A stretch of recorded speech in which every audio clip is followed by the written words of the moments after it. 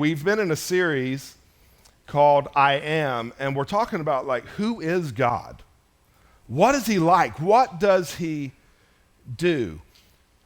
This is important because I think that a lot of people misunderstand who God is. They have a misunderstanding of what he does and how he acts. And if we have a misunderstanding of those things, then we're going to misinterpret what he wants to do in our life. If we see him as a hard taskmaster who is in heaven waiting for us to mess up, then we're going to live with a lot of fear and we're going to live with a lot of condemnation. Anybody ever dealt with that in your life? You know, like you mess up just a little bit, Lisa, and you feel like, okay, where's the lightning strikes coming? And I better get my life right before I go back to church. You know what I'm saying? Like there are people who will stay away from church because they feel like, you know what, I got to get my life right. Then I'll go to church and I'll start on the back row. And then as I get better, I'll work my way to the front. So for those of you sitting on the back row, we know who you are. You know what I'm saying? I'm just kidding. I'm just kidding with you. But, you know, we have all of these misconceptions, misunderstandings of who God is. And so our desire through this series is to see, who is he? Who does he say that he is? And we started off with his introduction to Moses, where he says, my name is I am that I am. That means I do what I do. I be what I be. I am the one who existed before all things. I am the one who created all things. I am the one who sustains all things. Turn to the person next to you and say, he is who he is. And then last week we started going into the different I am statements of Jesus. And this is a big deal. I want you to get this. When Jesus says, I am fill in the blank, this is a public declaration that I am God. That title, the name that God gave himself when he said I am, was such a holy name to the people of Israel that they would not even say it because they didn't want to accidentally take his name in vain. So when Jesus comes on the scene, he starts saying, I am, it ticked a lot of people off. And ultimately, I want you to understand, that is why they killed Jesus. They didn't just kill Jesus because they didn't like him. They killed Jesus because this guy is walking around telling people that he is God. So we're going to start off this morning in John, the 8th chapter, with verse 12. Jesus says this, I am the light of the world. Whoever follows me will not walk in darkness, but will have the light of life. I am the light of the world. Whoever, turn to the person next to you, say whoever. That means you, baby. Whoever follows me will not walk in darkness, but will have the light of life. Growing up, every Saturday, my family would go to lunch and then we would go see a movie. This was a part of our routine. Every Saturday, this is what we did. As a matter of fact, we did it even up into the years where I got married. Every Saturday, we'd go eat lunch. We would eat lunch at the same place, and then we would go see a movie. And it wasn't like any particular movie. It wasn't like, oh, the new Terminator's coming out, we're going to go see a movie. It was like whatever movie happened to be on at that time slot is what we saw. And so we saw a lot of interesting things. I probably saw some things that I shouldn't have seen at my age, but hey, that's what we did. That was our family tradition. But what was so funny about it is we would go into the theater, you know, we would have our little snacks. What's your favorite movie snack? Just shout it out real quick. 1, 2, 3. Milk Duds. I used to love Milk Duds, but buddy, I could throw down on some gummy bears. You know what I'm saying? And so we'd get our snacks and we'd be sitting there and we'd go through the credits and then the movie would fire up. About 10 minutes into the movie, you would turn around and look at my dad and he'd be out, sleeping through the movie. And then he would have the audacity to say, that movie wasn't very good. I mean, I'm talking about like award-winning flicks like Castaway, which was an amazing movie. Dad woke up and said, that movie wasn't very good. He said it should have had more shark attacks. And I'm like, shark attack? There would have been no Castaway that survived. Like, you can't have a shark attack. And so Dad slept through movies. And the problem is, I somehow inherited this gene. So now that I'm a little bit older, when I go to the movies, I'm good for about 10 minutes, and then I am out. And the biggest problem is that I am a snorer, which is okay for me because I sleep through it. But my kids or my friends that go with me, they are highly embarrassed. And sometimes I'll actually wake myself up snoring. Has anybody ever woke yourself up snoring? No. And I'll wake up in the midst of this movie, like this high impact scene. Everybody's on the edge of their chairs, like they're just drawn into this moment of the movie. And I'm like, I have no idea what's going on because I've been asleep for most of the film. What I want you to see is in John 8, when Jesus says, I am the light of the world, we're seeing a scene from a movie that has been playing for a really long time. And so you can catch the part where he stands up and says, I'm the light of the world, and you can be like, that's pretty cool. But unless you have seen the movie, you don't understand what's really taking place in the scene. You're not going to understand the significance of the moment where Jesus declares, I am the light of the world. So what I want to do is I want to rewind the movie for a moment. Turn to the person next to you and say, be kind, rewind. How many of y'all remember that? It's because you're old.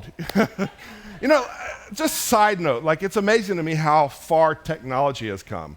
Like when I used to go rent movies when I was a kid, we would rent Laserdisc.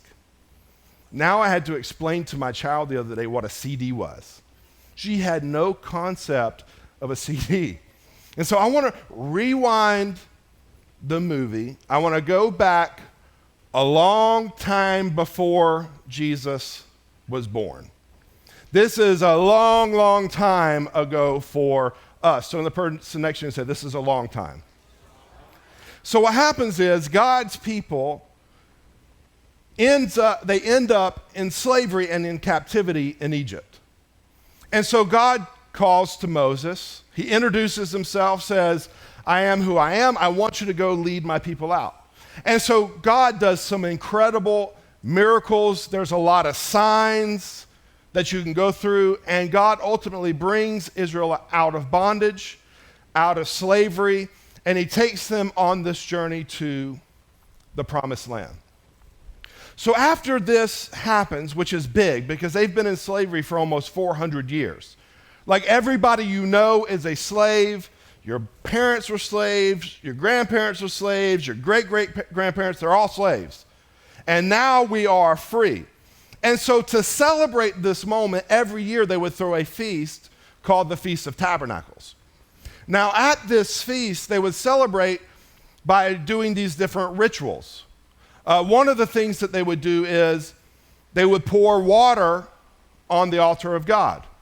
And the water they poured out during the feast, every day they would pour out this water, and it represented salvation. It represented their deliverance. It represented we're no longer in bondage, now we are free. It also represented their new birth. It's like we've become a whole new people. Like we were this people who were slaves, but now we're this people who are free. We were these people who were like looked down on and put down, but now we walk and live with the favor of God. And so this water being poured out on the altar was to celebrate their deliverance. Another cool thing that they would do is they would light these giant candelabras that could be seen for miles around. And the significance of this candelabra was to remember when God led them through the wilderness at night with a pillar of fire. To follow that light was literally to follow the Lord.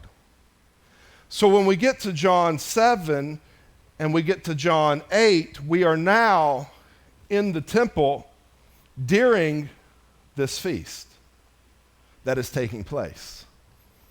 And Jesus arrives on the scene where they're pouring out the water and they're celebrating their salvation, they're celebrating their new birth. And I want you to see what Jesus says to them in John 7, verse 37.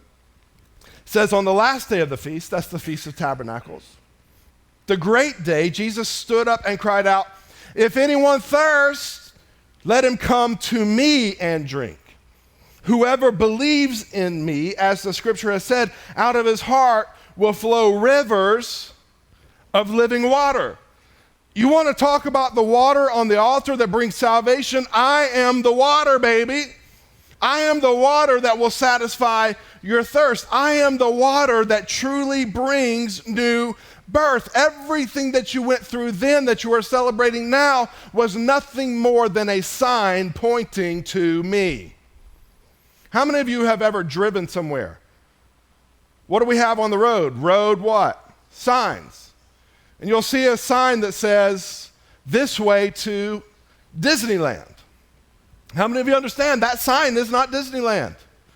You could park your car at the sign and take your kids out and say, "Welcome to Disneyland," and they're going to look at you like, "You are crazy." Because that sign is not Disneyland. That sign is pointing you to Disneyland. So what Jesus is trying to get us to see, and what John, the writer of this book, is trying to show us through his entire narrative, is all of these signs that happened then were not the thing. It was pointing to the thing. And Jesus is clarifying that the thing is him. He is the water. He is the one that brings new birth. He is the only one who could bring salvation. So now you're starting to get the context of this. There's the water on the altar. Now you've got these giant candelabras. Every day they would have to light them because the candle would burn out. Now Jesus is walking in the temple during this feast, where these candles are that reminded them of the fire in the wilderness that led them at night. And I can see Jesus looking at them as everybody's celebrating, everybody's dancing. And he goes, "You want to talk about these candles? I am the light of the world. You thought it was the fire that led you through the wilderness, but I am the God that was in the fire. I am the light of the world. Whoever follows me will not walk in darkness, but will have the light of life." He's trying to tell them that I am the one who brought you out of bondage and into freedom. I am the one who took you from this place to the new place, and I am still the God who wants to take you into something new.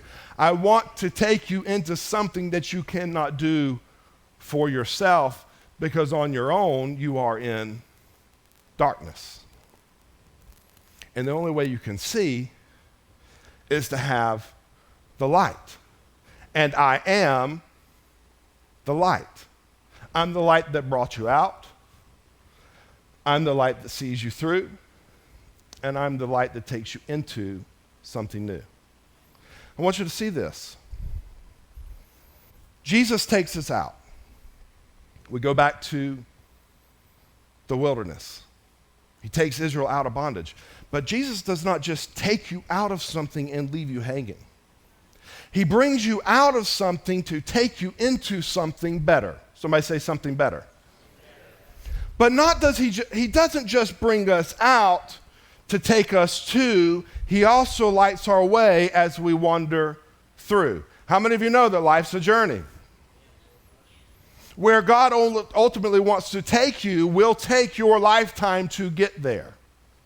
It will take your entire life to fulfill what God wants to do in you and through you, because every day of your life he's taking you through a process and a grooming to become who he has called you to be, so that you can do in this moment what he's called you to do, which sets you up for this moment where you can do what he's called you to do, where it sets you up for this moment to do what he has called you to do. Are you following what I'm saying? And so he wants them to know, I don't just bring you out, I don't just take you to, but I also bring you through, which is wonderful news to know that I serve a God who is with me in the process. I'm not walking around on my own. I'm not living in darkness, but his word is a lamp to my feet and a light to my path. What is his word? I should say, who is his word? Jesus. In the beginning was the Word. So you got to get this. John is making so many different connections. When the psalmist says, thy word is a lamp to my feet and a light to my path, John wants you to know that thy word is Jesus. He was the Word in the beginning. In the beginning, he was the light that showed up before the sun. When God said, let there be light, what happened? Light happened. It wasn't the sun. It was his presence. And so there's all these connections to light that brings us out of darkness.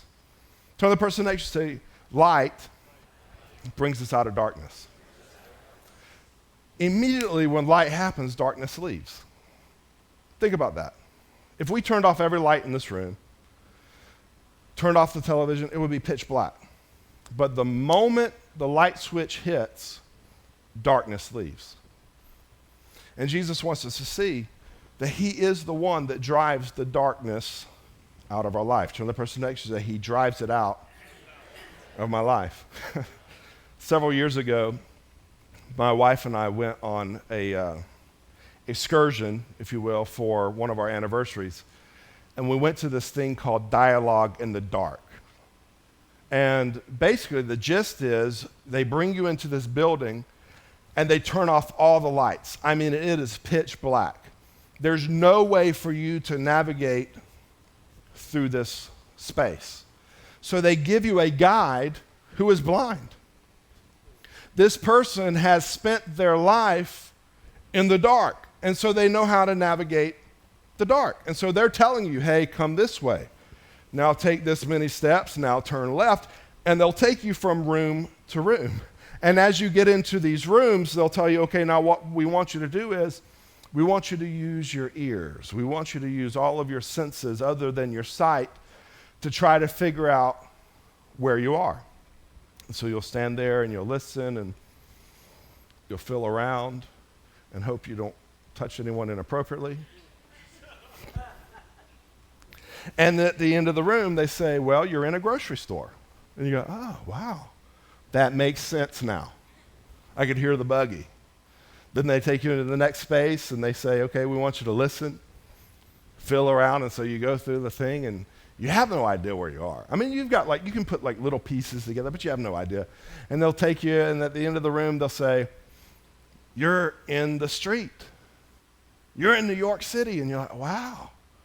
Now I get it, I'm in New York City. And on, they're taking you through these rooms and they're telling you where you are. And you don't know any different because you can't see anything. And you're at the mercy of the guide who is blind. And what I thought about the other day, because it was an amazing experience, and if you ever have an opportunity to do it, you should do it. But Lindsay, I was thinking about it. I was like, you know what? I was not in a grocery store. I was not in New York City. I was in a room. It probably looked like this room, just the lights were off, and they had speakers playing different noises to make me feel and believe like I was somewhere that I'm really not. And what you have to understand is this: darkness deceives. Darkness will tell you that things are one way when it really is not.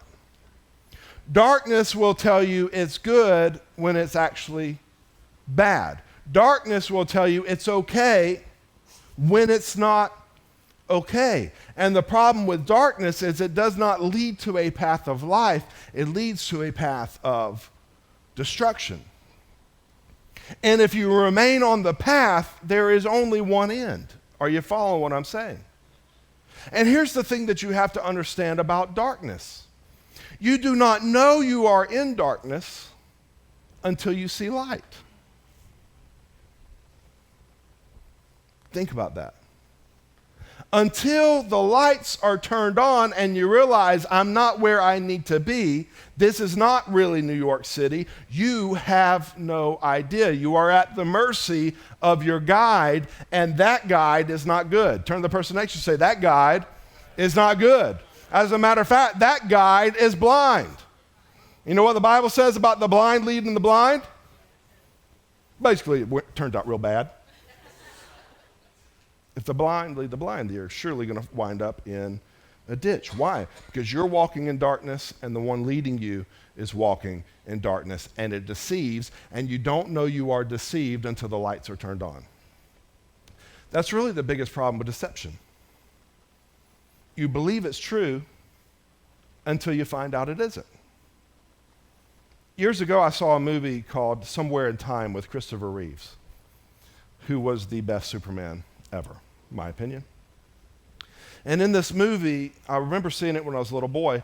In this movie, Christopher Reeves, he's traveling through time, but he ends up sitting at the end of the movie staring out a window where he dies. He dies as he's staring out the window. He starts turning like a bluish green and he dies. Well, my little mind interpreted that as he stayed up all night, and because he stayed up all night, he died. And for years, I needed to make sure that I was in bed by a certain time because I didn't know where the threshold was of death. I mean, is it 12:15? Is it 12:30? Is it like I'm getting a midnight snack and then, it's too late, blah, you're dead? But this is true. For years, Bob, I thought if I stayed up too late, I was going to die because I saw it in a movie and that's what I thought was happening. I became a prisoner trapped by my own deception. That's the problem with deception, is you think it's true until you find out it isn't. I wonder how many of us are walking in darkness and we don't even realize it's darkness. We just think it's normal and we've learned how to navigate it. Culture tells us, hey, this is okay. And we go, must be okay. Lisa's doing it. I'll do it too, And we're just learning to navigate the darkness, not realizing it's taking us somewhere. That's the thing you have to understand about a path. A path will take you somewhere as long as you remain on that path. And there are only two paths. There is a path that leads to life, and there is a path that leads to destruction.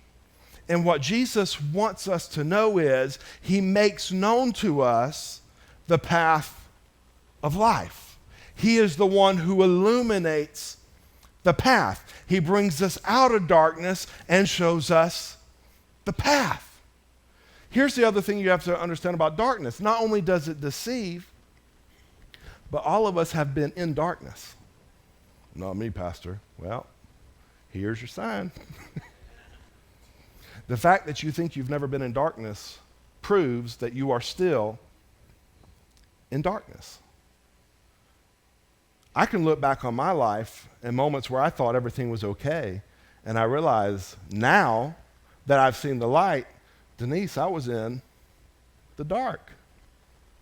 I thought I knew, but I didn't really know. We are all in the dark until we come to the light. What is the light? Jesus. Watch this in Ephesians, the 2nd chapter. Verse 1, the Bible says, and you were dead in the trespasses and sins. This is every single person. You were dead. He's speaking to believers here. Now that you believe, you're alive, but you were dead in the trespasses and sins in which you once walked, following the course of this world, following the path of the world, following the prince of the power of the air, the spirit that is now at work in the sons of disobedience, among whom we all once lived in the passions of our flesh, carrying out the desires of the body and the mind, and were by nature children of wrath like the rest of mankind. Why? Because we were born into darkness. Let me explain something to you. The moment you breathe your first breath, you are born into darkness. You don't become dark, you are dark. You do not become a sinner through what you do, you are born a sinner. Paul here in his letter is wanting us to have this reality that this is how all of us came into this world. We were not children of God. We were by nature children of wrath. That's why when people come to me with certain situations and they say, well, this just seems the way I am wired, or I was born this way, I don't argue with them. Because they were born into darkness just like I was born into darkness. The difference is they have not yet seen the light that leads them in the path of life. Are you following what I'm saying? We are all sinners. The Bible teaches that we all fall short of the glory of God. That means we are all in need of a Savior. And listen, no matter what you do, you cannot save yourself. Darren, you can never be your own light. See, sometimes we think light is morality. Light is not morality. Light is Jesus. Jesus will bring morality into your life, but morality will never bring the light. Are you following what I'm saying? See, some of us grew up in a religion to where we think it's all about this checklist of the things that we do. If I do this, I'm in the light. If I do this, I'm in the dark. If I go to church every Sunday, I'm in the light. And if I get my hair too long, I'm in the dark. And we think this way. It's all about what I do. You got to understand, you could go to church every Sunday. You could feed all the hungry people. You can give people that don't have homes to live in a home to live in. You can be kind to your neighbor. You can do all of these things and still be in the dark because there is only one light. And Jesus clearly states, I am the light of the world. He's telling this to a group of people who are celebrating a religious feast. He's not telling this to people who have never heard of God, never walked after God. He's telling this to the people who are in the church thinking that they're okay because of what they do. And he says, you are in the dark. I am the light. So this is who we were before Christ. So the person next to you say, that's who you are, baby. Until you come into Christ. You are dark. We're all a part of the darkness. But it goes on to say in the 4th verse of Ephesians 2, but God. My dad would say, I love when God throws his butt in. He doesn't talk like that. I don't know why I gave him that accent. My dad's like hillbilly. I love when God throws his butt in. But God, being rich in mercy, because of the great love with which he loved us, even when we were dead in our trespasses, even when we were walking in darkness, made us alive together with Christ. By grace you have been saved. What happened? He turned the lights on. You didn't turn the lights on. He turned the lights on for you because of his love towards you. Because he loves you, he pulls you out of darkness and into his marvelous light. Not because of anything that you've done. Do you realize that the children of Israel did not deserve to come out of bondage? He brought them out of bondage because he honors his word, and he told Abraham, I'm going to make a people. And they're going to be my people. And I'm going to bless this people. And this people is going to see my favor. They're going to see my goodness. They're going to see my mercy. And through this people, I'm going to bring a king. I'm going to walk among them as a king. The problem is, when the king showed up, they missed it, even with him saying, I'm the light. I'm the water. I'm the bread. Taking them all back to these moments in their history, and he's saying, I am the one. But the problem is, sometimes when we are in darkness, we prefer the darkness as opposed to the light. Because the light exposes. And many times we don't want to be exposed. Because we think if we're exposed, we'll be rejected. I want you to understand this. The light of God does not expose you to reject you. The light of God exposes you so that he can receive you. It is loving to be exposed. It is loving to know the truth. I often thought, Darren, if there was, you probably don't watch Westerns. You don't strike me as the kind of kid that sits around and watches John Wayne. But these Western movies, sometimes they would have these trains, and like the bad guy would go blow out the track where the bridge is, and the train is going to go over the cliff, and everybody on the train is going to die. And I thought, when I think about this scenario where everybody's on a train, they're about to die, but they don't know it. They're having a good time. They're celebrating. They're partying. Maybe some people are going on their honeymoon. Maybe some people are going out west to strike it rich, to find some gold. Who knows why they're there, but they're all having a good time. The problem is the bridge is blowing out. Is it loving to say, you know what? I know the bridge is blowing out, but they're having such a good time. Just let them be. Just let them do what they're doing, man. Is that loving? Or is it loving to ride a horse beside them going, the bridge is blown out. Jump! Jump! What's loving?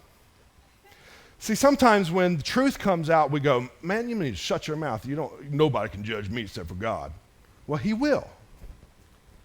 That's the problem. He will. At some point in time, he will judge you unless you allow him to bring you out of darkness and into his marvelous light, because there is a bridge blown out, and you and I were on our way towards destruction, but his goodness says, I'm going to put you on the path of life. If he's been good to you like that, why don't you just put your hands together and celebrate him? So he brings us out. He brings us out. He sees us through. He's taking us into something.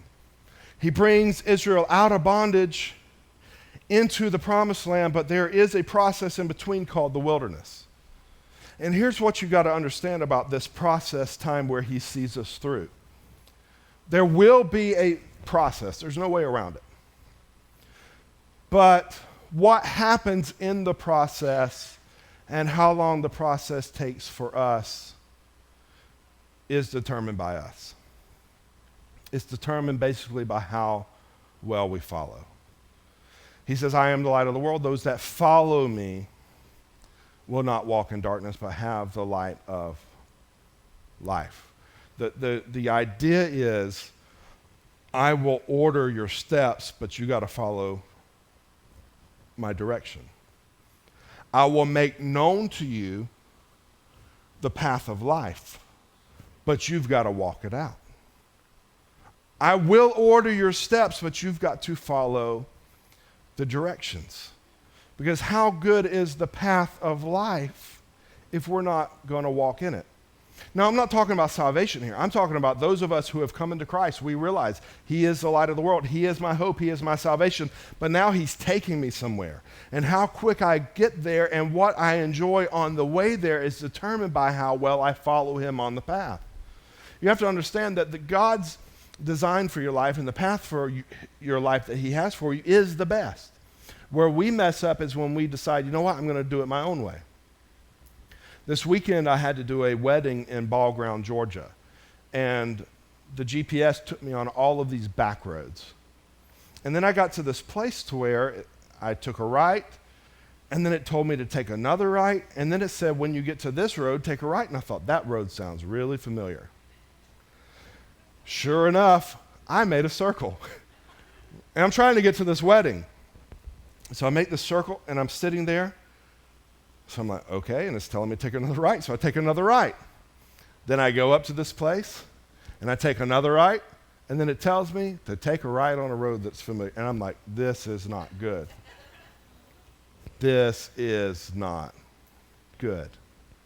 What I found out later that I did not know in the moment was I was making a right on my own that it wasn't asking me to make, and it kept on recalculating me. Are you following this? When God brings Israel out of bondage into the wilderness, it took them 40 years to get into the land that God promised them. The journey should have only taken about 10 days. But it was because of their stubbornness and not being willing to follow the light that got them stuck on the path. He will lead you, but you've got to follow. Years ago, my dad would tell me before I'd make a decision, he'd say, son, you're big enough to make your own decision now, but let me tell you where this is going to take you. And I learned, if I listened, good things happened. If I thought, oh, that man don't know what he's talking about, bad things happen. He was trying to lead me. I had somebody write me this week because I sent out an email asking for prayer requests. And the response was from an individual who is not in the room. So if you sent an email to me, just relax. I'm not talking about you. So I know somebody in here is going to make this about them.